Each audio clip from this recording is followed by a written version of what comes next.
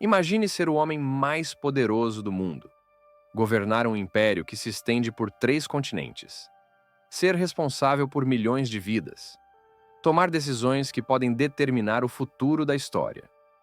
Agora imagine enfrentar tudo isso em meio a guerras, traições políticas, crises econômicas e até uma terrível praga que devastou Roma. Esse era Marco Aurélio, imperador, filósofo, pai de família. Um homem de carne e osso que tinha as mesmas 24 horas no dia que eu e você. Mas a grande pergunta é: como ele conseguia lidar com tanta pressão sem se corromper pelo poder? Como conseguia manter a calma, a clareza e a compaixão diante de tanta responsabilidade? A resposta está nos seus hábitos. Hoje, eu vou te mostrar 7 práticas da rotina de Marco Aurélio que transformaram um homem comum no imperador filósofo mais lembrado da história. Antes de começarmos, é importante entender que Marco Aurélio não nasceu pronto. Ele não era um super-humano. Pelo contrário, era alguém que sentia medo, cansaço, ansiedade. A diferença é que ele cultivava hábitos diários para se lembrar do que realmente importava. Ele entendia, assim como Aristóteles já dizia, que somos aquilo que fazemos repetidamente. A excelência não é um ato, mas um hábito. Então vamos mergulhar nessa rotina. Para Marco Aurélio, o dia começava cedo. Ele se lembrava: estou levantando para o trabalho de um ser humano. Nada de permanecer na cama enrolando. O tempo era precioso demais. Logo pela manhã, ele escrevia em seu diário, o que mais tarde se tornaria o famoso livro Meditações. Esse momento não era apenas uma prática de escrita, era um ritual de clareza mental. Marco colocava no papel suas preocupações, suas reflexões e também se preparava emocionalmente para lidar com o dia. Ele sabia que, ao longo das horas, encontraria pessoas ingratas, arrogantes, invejosas. Mas, em vez de se revoltar, ele se preparava.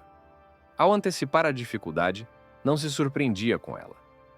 Hoje, talvez você não seja imperador, mas pode aplicar o mesmo hábito. Ao acordar, reserve alguns minutos para escrever. Coloque no papel o que espera do seu dia, os desafios que podem surgir e como você pretende reagir. Essa preparação simples já muda completamente a forma como enfrentamos os problemas. Marco Aurélio acreditava que as tarefas mais importantes deveriam ser feitas primeiro. Ele via a procrastinação como um veneno silencioso. Quanto mais você adia uma tarefa, mais ela cresce dentro de você, gerando ansiedade e peso desnecessário. Seu conselho era direto: concentre-se naquilo que está à sua frente, como se fosse a coisa mais importante da sua vida. E havia um exemplo marcante em sua vida. Ele aprendeu com seu padrasto, Antonino Pio, que até mesmo as pausas do dia deveriam ser organizadas para garantir disciplina. Antonino programava até os momentos de descanso, e Marco absorveu isso como lição de vida.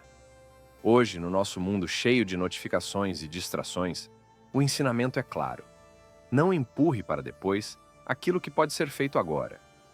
Ao invés de acumular tarefas, faça primeiro o que importa.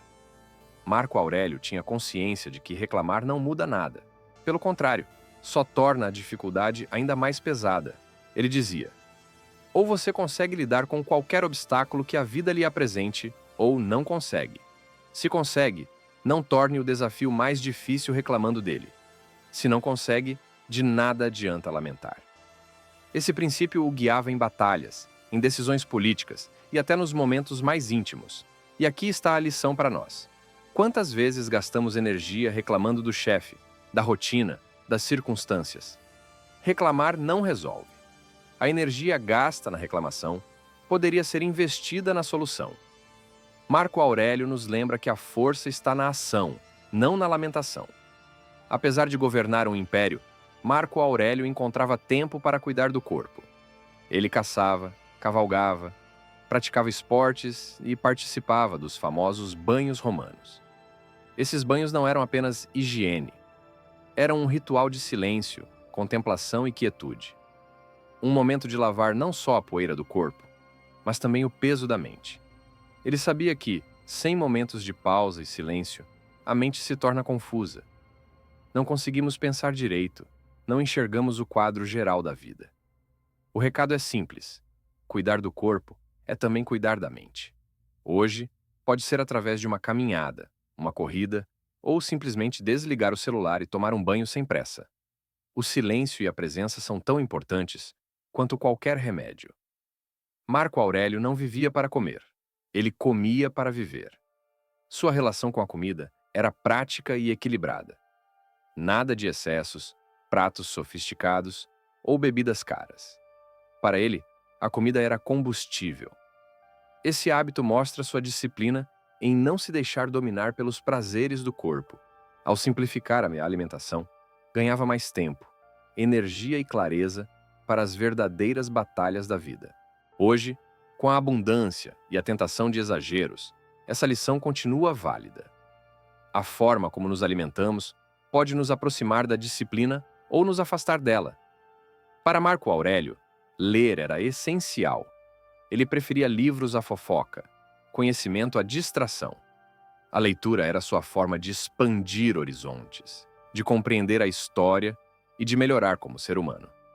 Mesmo com as responsabilidades de governar Roma, encontrava tempo para se aprofundar em filosofia, história e literatura. Esse hábito nos ensina que, independentemente da correria, sempre existe espaço para o aprendizado. O conhecimento é um dos poucos bens que nunca podem ser tirados de nós. Apesar de ser imperador, Marco Aurélio não deixava a família em segundo plano.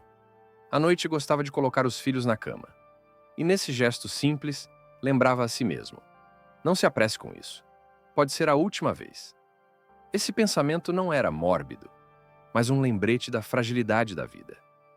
Ele sabia que cada momento poderia ser o último, e por isso buscava vivê-lo plenamente. Essa prática de presença, de gratidão e de conexão é talvez a mais importante de todas. Porque no fim, mais do que impérios ou títulos, o que realmente importa são os laços que construímos e os momentos que valorizamos. Marco Aurélio foi imperador, mas seus hábitos eram incrivelmente simples. Acordar cedo. Escrever. Preparar-se para lidar com dificuldades. Não procrastinar.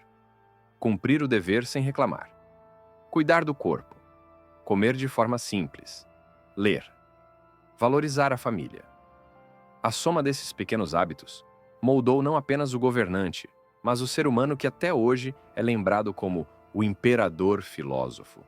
E a lição é clara: você não precisa governar Roma para aplicar esses hábitos na sua vida. A excelência, como dizia Aristóteles, não é um ato isolado. É o resultado daquilo que fazemos todos os dias. E agora eu te pergunto: qual desses hábitos você vai começar a praticar amanhã logo cedo? Se esse vídeo fez sentido para você, se inscreva no canal, deixe o like e compartilhe com alguém que precisa ouvir essas palavras.